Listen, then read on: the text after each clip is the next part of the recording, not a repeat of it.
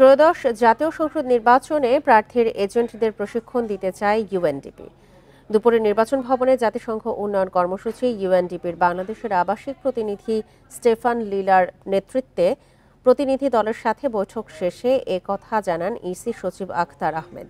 সচিব বলেন, বিভিন্ন দল ও সুশীল সমাজের সাথে কথা বলেছে ইউএনডিপি। সেসব আলোচনার বিষয়ে কমিশনকে জানিয়েছে সংস্থাটি। ক্যামেরা, কম্পিউটার, হার্ডওয়্যার দিয়ে ইসিকে সহায়তা করার প্রস্তাব দিয়েছেন তারা।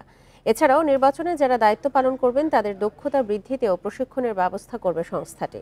নির্বাচনে নারী ও তরুণদের অংশগ্রহণ বাড়াতে নির্বাচন কমিশনের প্রতি আহ্বান জানিয়েছে ইউএনডিপি।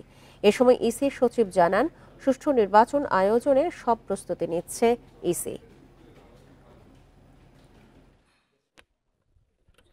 প্রাসঙ্গিকভাবে জড়িত তাদেরও যেমন আছে, যেমন আপনার সিভিল সোসাইটি যারা পোলিংয়ের সময় পোলিং এজেন্ট হিসেবে কাজ করেন, এদের জন্য যে প্রশিক্ষণ কেমনভাবে দেওয়া যেতে পারে, কতটুকু দেওয়া যেতে পারে, কমিউনিকেশন ম্যাটেরিয়ালটা কী হবে, কীভাবে হবে, এই জিনিসগুলোর মাইনর ডিটেলস ওনারা বলেন নাই, কিন্তু ওনারা বলেছেন যে এই জিনিসগুলোর সাথে আছে।